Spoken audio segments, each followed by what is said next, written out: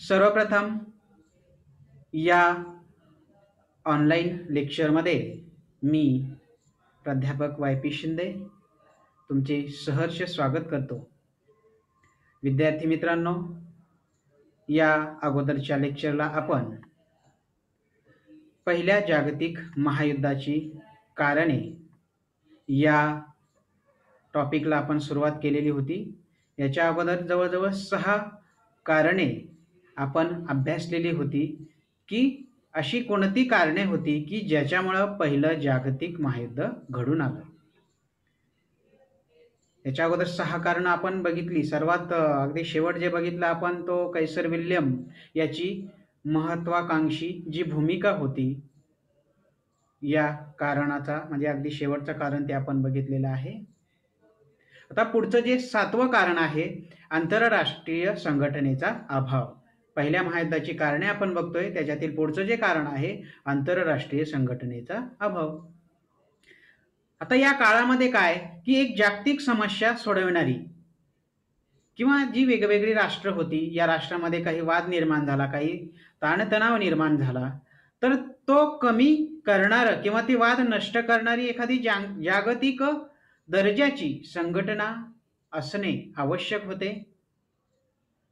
आणि जर अशा प्रकारची जर संघटना असती तर परिणाम काहीतरी वेगळा असता. पण त्या काळामध्ये ती संघटना अशा स्वरूपाची अस्तित्वात नव्हती. राष्ट्रसंघ अस्तित्वात आली, पण ती केव्हा आली? पहिल्या जागतिक महायुद्धानंतर, म्हणजे जेव्हा युद्ध संपलं मग पुढील कार्यवाही म्हणून ती राष्ट्रसंघ अस्तित्वात आलेली आपणास दिसते.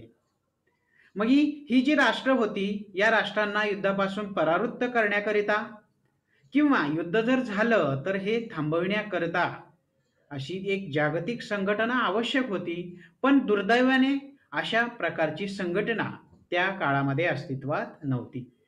म्हणजे थोडक्यात काय म्हणता येईल आपल्याला की आंतरराष्ट्रीय संघटनेचा अभाव त्यावेळी होता आणि त्या अभावामुळे थोडक्यात पहिलं जागतिक महायुद्ध घडून आलं असं आपणास सांगता येईल.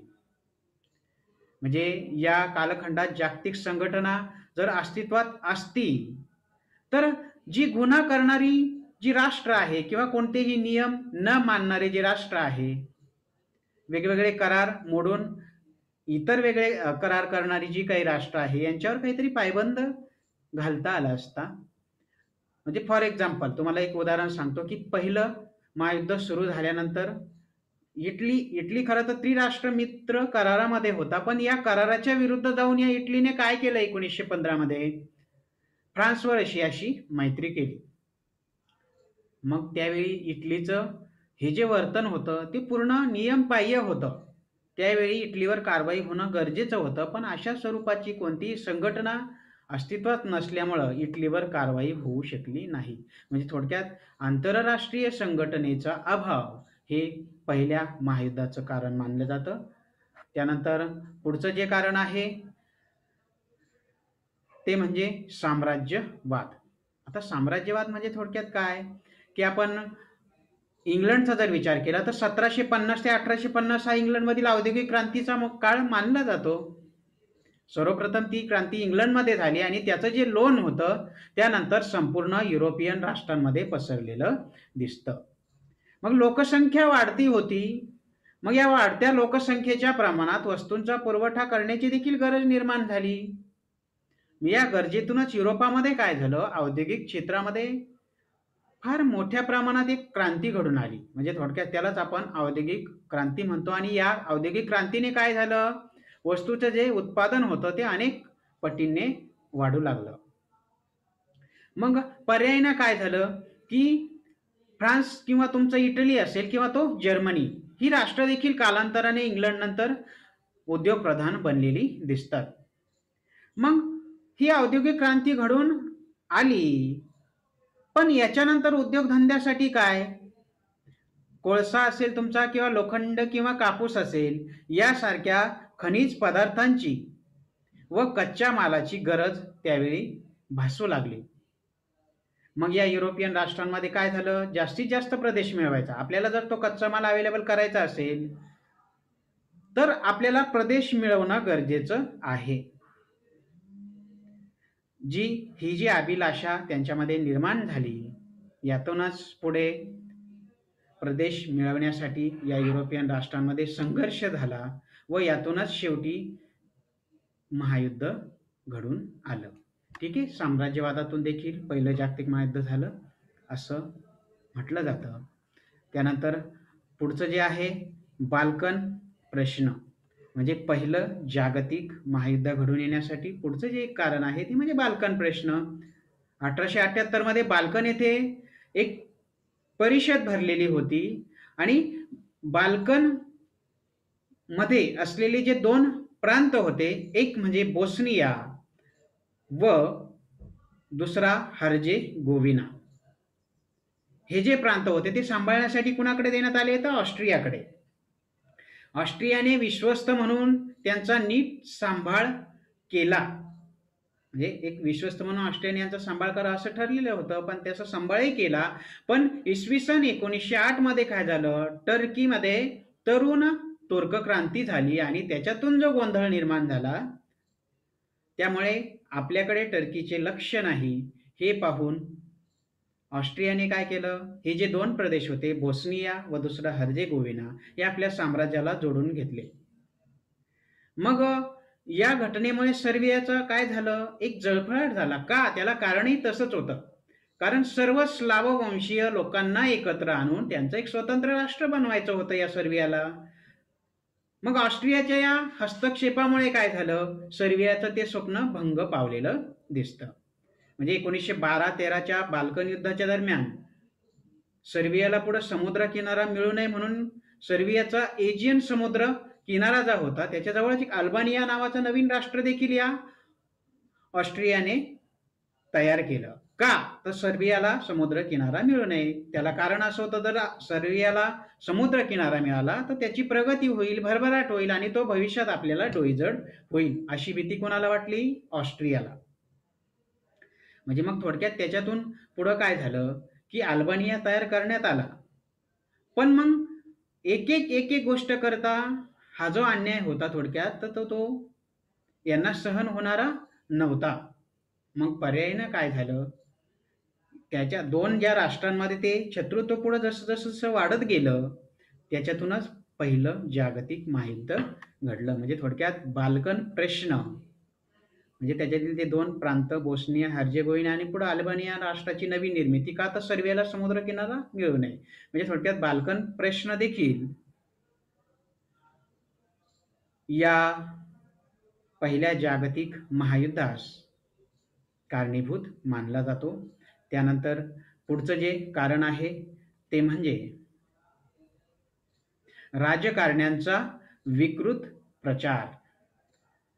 जे राजकारण्यांचा विकृत प्रचार म्हणजे या राजकारण्यांनी काय केलं पुढील काळामध्ये की एक विकृत प्रकार या राष्ट्रांमध्ये वेगवेगळा विकृत प्रचार, म्हणजे थोडक्यात आपण काय म्हणतो, एक एक एक मिनिट थांबा.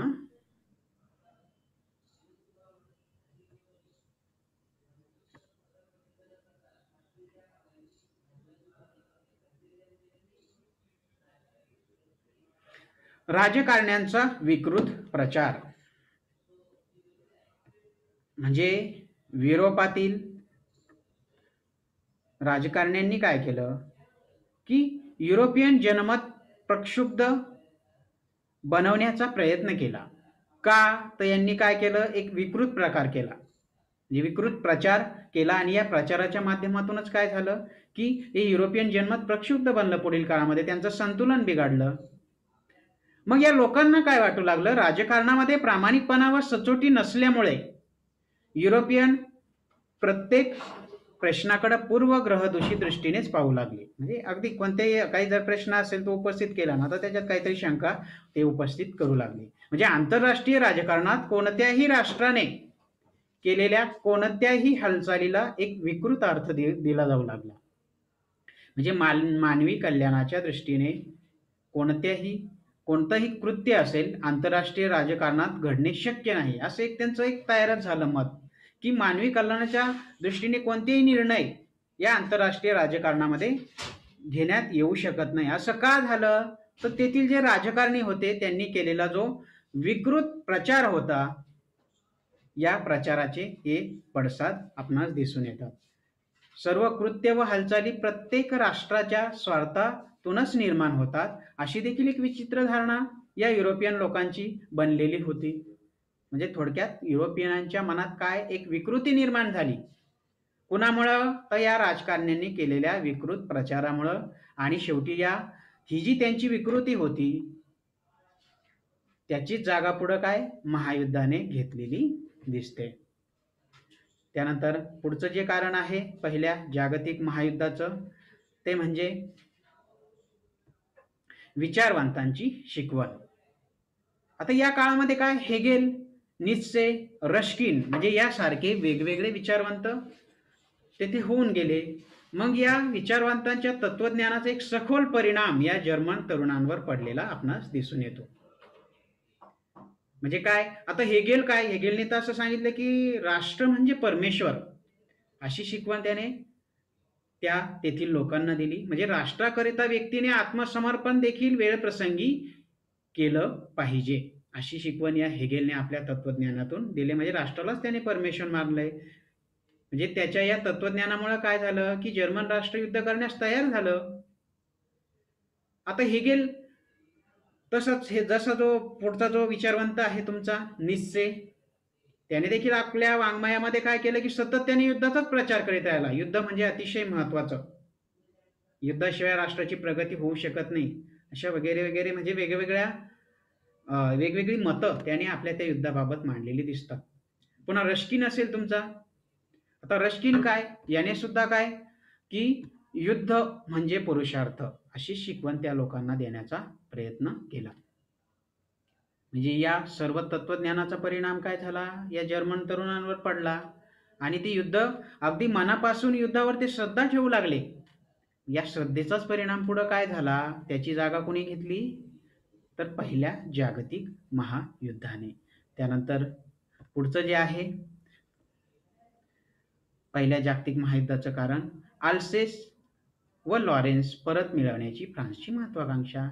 याच्या अगोदर थोडं आपण डिस्कस केले बघा. 1870ला फ्रान्स आणि प्रेशिया युद्ध होतं आणि त्यांच्यामध्ये नंतर ठरलेल्या करारानुसार काय होतं की प्रशियाला आपले जे प्रांत होते फ्रान्सला ती द्यावी लागले.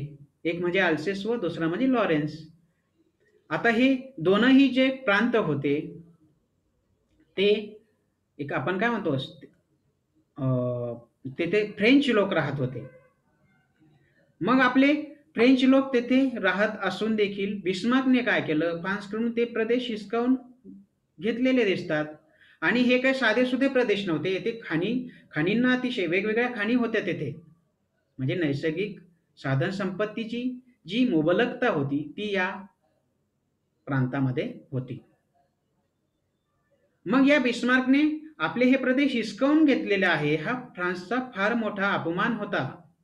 आपले प्रदेश हे आपल्याला मिळालेच पाहिजेत असे फ्रेंच लोकांना वाटू लागलं. मग त्यांनी काय केलं, वेगवेगळे लेख असतील, कथा असतील किंवा कविता असतील, याच्यामधून लिखाण करून त्यांनी या फ्रेंच प्रदेशांची म्हणजे आल्सेस व लॉरेन्सची जी आठवण होती सतत जागृत ठेवण्याचं काम केलं.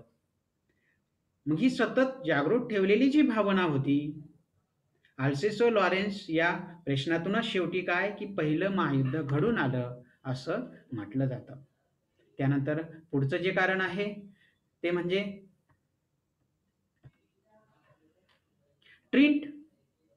ट्रिस्ट व ट्रेंटिनो परत मिळवण्याची इटलीची महत्वाकांक्षा. स्ट्रीट व ट्रेंटिनो हे प्रदेश होते, ते कोणाचे होते तर इटलीचे होते. ते कोणी घेतले होते तर ऑस्ट्रियाने घेतलेले होते. म्हणजे जसं फ्रान्सला ज्याप्रमाणे आल्सेस लॉरेन्स परत मिळवायचे होते तसंच इटलीला सुद्धा हे ट्रिस्ट व ट्रेंटिनो परत मिळवण्याची इच्छा होती, जे ऑस्ट्रियाकडे म्हणजे होते. मग ऑस्ट्रियाकडून ती जर परत मिळवायची असेल तर मग आपण देखील काहीतरी महत्वाकांक्षा बाळगली पाहिजे. या प्रदेशात देखील बहुसंख्य इटालियन राहत होते, परंतु त्याच्यावर अधिकार कुणाचा होता तर ऑस्ट्रियाचा. त्यामुळे या प्रदेशाची मुक्ती घडवून आणण्याची इटलीची तीव्र इच्छा होती. या महत्वाकांक्षेतूनच पुढे इटलीने काय पहिल्या महायुद्धामध्ये भाग घेतलेला आपणास दिसतो. म्हणजे ट्रिस्ट ट्रेंटिनो परत मिळवण्याची इटलीची जी इच्छा होती ती थोडक्यात पहिल्या जागतिक महायुद्धास कारणीभूत मानली जाते. त्यानंतर पुढचं जे कारण आहे ते म्हणजे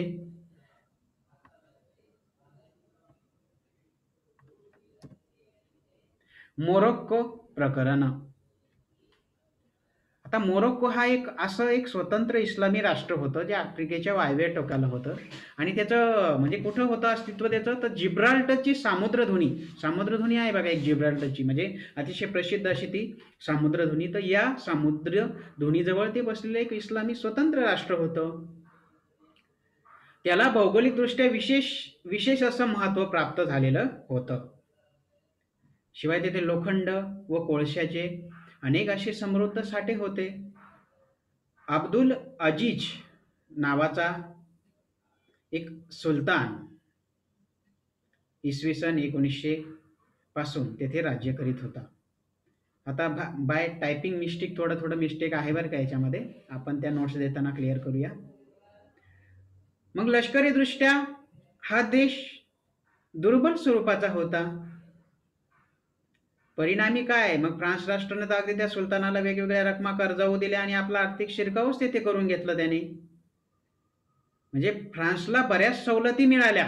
अप्रत्यक्षपणे मोरोक्कोवर काय झालं, फ्रान्सचं राज्य सुरू झालेलं दिसतं.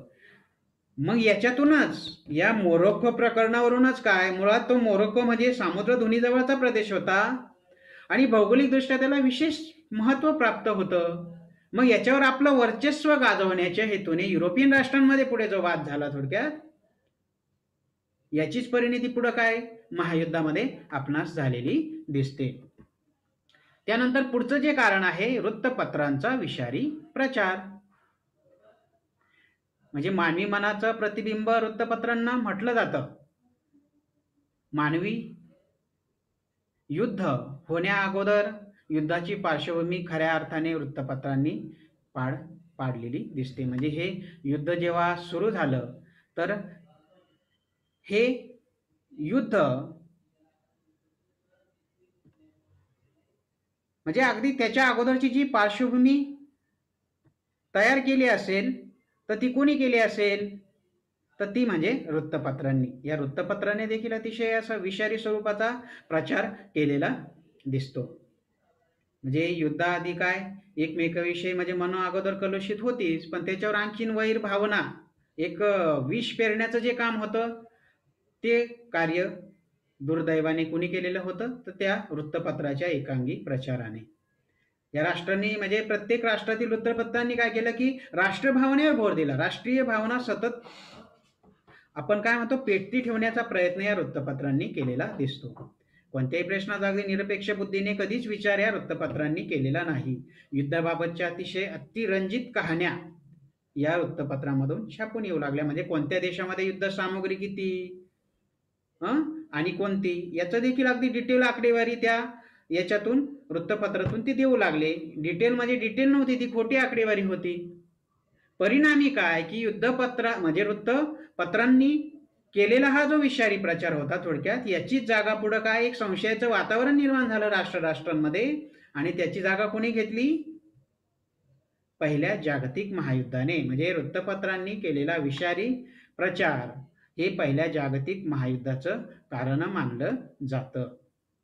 आणि सगळ्यात शेवटी जे आहे ते म्हणजे तात्कालिक कारण. पहिल्या जागतिक महायुद्धाचं तात्कालिक कारण काय सांगता येईल. आता ठीक आहे, आपण याच्या अगोदर 15 कारणं बघितली की जी कारणं पहिल्या जागतिक महायुद्धास कारणीभूत होती. म्हणजे एकदम युद्धजन्य परिस्थिती अगदी तयार झालेली होती, आता युद्ध घडून येणारच. म्हणजे सगळं काही आपण म्हणतो ना एखादा आगीचा डोंब असणे आणि म्हणजे एकदम पेटवण्याच्या परिस्थितीत असणे, तो अगदी थोडी ठिणगी जरी त्याच्या जवळ गेली तर मोठा डोंब पेटेल अशी जी परिस्थिती होती ती निर्माण झालेली होती. म्हणजे युद्ध घडून येणारच अशी परिस्थिती निर्माण झालेली होती, पण काहीतरी एक तत्कालिक कारण हवं होतं की ज्याच्यामुळे युद्ध सुरू झालं. म्हणजे वरील आपण सर्व कारणं तर बघितलीच. म्हणजे याच्यामुळे परिस्थिती अतिशय एकदम विस्फोटक बनलेली होती. सर्व युरोपातील जी राष्ट्र होती ती युद्धासाठी सज्ज झालेली होती. म्हणजे युरोपला एक दारूचं कोठार म्हटलं गेलं त्यावेळी. म्हणजे फक्त आता एका ठिणगीची गरज होती की ज्याच्यामुळं महायुद्धाचा भडका उडेल. म्हणजे सर्बियन वंशाच्या लोकांना समाविष्ट करण्याचा प्रयत्न सर्बियाने चालवलेला होता. हर्जेगोविना किंवा बोस्निया हे जे प्रांत होते आपण बघितलं ते ऑस्ट्रियाच्या ताब्यामध्ये होते. अनेक सर्बियन वंशाच्या लोकांवर तुर्की सम्राटाची नाममात्र सत्ता होती. त्यामुळे सर्बियन वंशाच्या लोकांचं काय झालं की विशाल सर्बिया, त्यांना एक विशाल सर्बिया बनवायचा होता. ते जे स्वप्न होतं ते ऑस्ट्रिया व तुर्कस्तानच्या विरोधामुळे भंग पावलेलं आपणास दिसतं. मग याचा बदला कुठं ना कुठं घ्यायचा होताच. परिणामी काय झालं, ऑस्ट्रियाचा राजपुत्र होता तो सारा जेहो या ठिकाणी एका सत्कार प्रसंगी म्हणजे एका कार्यक्रमाप्रसंगी तो येणार होता. ऑस्ट्रियाचा युवराज किंवा तो राजपुत्र आर्चड्यूक फ्रान्सिस फर्डिनांड, नाव नीट लक्षात ठेवा. ही व्यक्ती पहिल्या जागतिक महायुद्धाचं कारण मानली जाते बरं का. आर्चड्यूक फ्रान्सिस फर्डिनांड म्हणजे तो पत्नी सोफियासह त्या कार्यक्रमासाठी तेथे आला साराजेवो या ठिकाणी. म्हणजे अगदी जात असताना त्याच्यावर बॉम्ब हल्ला करण्यात आला, परंतु तो त्याच्यातून वाचला. पण जेव्हा समारंभ संपला, जेव्हा तो परत जाण्यासाठी निघाला, तर अगदी त्याची म्हणजे 28 जून 1914 रोजी या राजपुत्राची सपत्नीक हत्या करण्यात आली. म्हणजे हे झालं पहिल्या जागतिक महायुद्धाचं तात्कालिक कारण. म्हणजे जी पहिली 15 कारणं आपण बघितली ती पहिल्या महायुद्धाची कारणे आहेत, पण असं तात्कालिक म्हणजे त्या क्षणाचं ते कारण कोणतं होतं की ज्याच्यामुळे लगेच पहिलं जागतिक महायुद्ध सुरू झालेलं दिसतं. मग या आर्चड्यूक फ्रान्सिस फर्डिनांड जो ऑस्ट्रियाचा युवराज होता, राजपुत्र होता, याची जी हत्या होती ती पहिल्या जागतिक महायुद्धाचं तात्कालिक कारण मानलं जातं. ठीक आहे, ही झाली पहिल्या जागतिक महायुद्धाची कारणे. याच्यानंतर नेक्स्ट लेक्चरला आपण प्रकरणावाईज जो दुसरा पुढचा टॉपिक असेल त्याचा आढावा आपण घेणार आहोत. आज आपण इथे थांबूया. खूप खूप धन्यवाद.